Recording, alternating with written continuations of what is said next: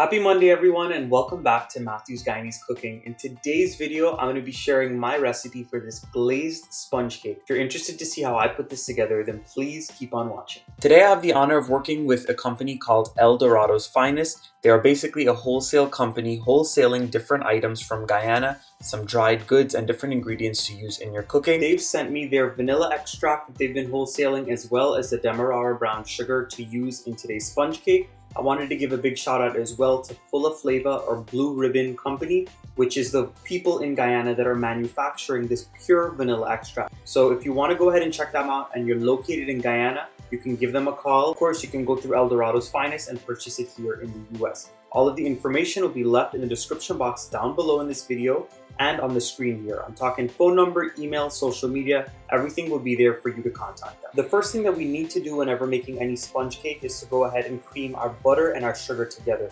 Today's video, I'm using this Demarara brown sugar that they've sent. And the butter that I'm using today is the Guyanese butter or Caribbean butter that a lot of people use. It is called the Golden Cream brand of butter. Now we're just gonna go ahead and put the mixer on a medium speed and let this beat very well until the sugar is dissolved. Now, usually when I make a sponge cake, I would use white sugar. But being that I'm using the brown sugar, we have to make sure to beat it extra hard and for a longer amount of time to get fluffy. Now, while the butter and the sugar are creaming together, we're going to start working on the other wet ingredients and the other ingredients to put the rest of the cake together. Remember, when you're cooking or baking, prep work is always the best thing to do, so this way you don't mess up any of the ingredients and you have everything at your disposal.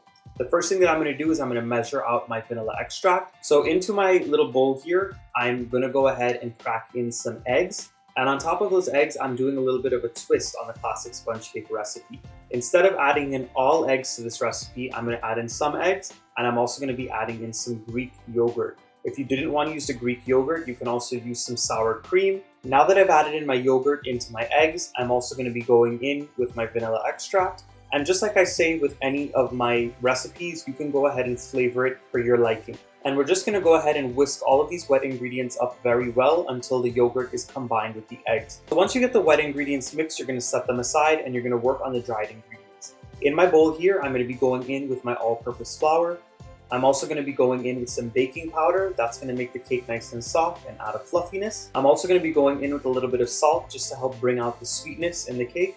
And any kind of Guyanese sponge cake, in my opinion, it needs a good amount of freshly ground nutmeg. So definitely don't skip that step. And at this point, I'm going to mix all of my dried ingredients together and then I'm going to set them aside. So this is what my butter and my sugar mixture looks like after about 8 to 10 minutes of beating. But at this point, it's nice and fluffy, it's light in color, the granules have dissolved for the most part. We're going to go in and stream in those wet ingredients that we mixed up earlier. This is the eggs, the vanilla, as well as the Greek yogurt.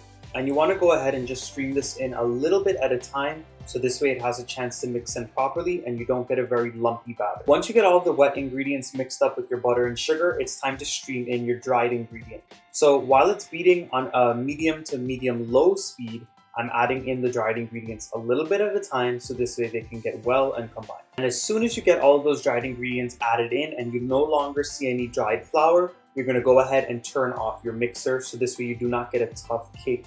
Remember, if you overmix the cake, all the gluten will form in the flour and the cake will be tough and it will be dry.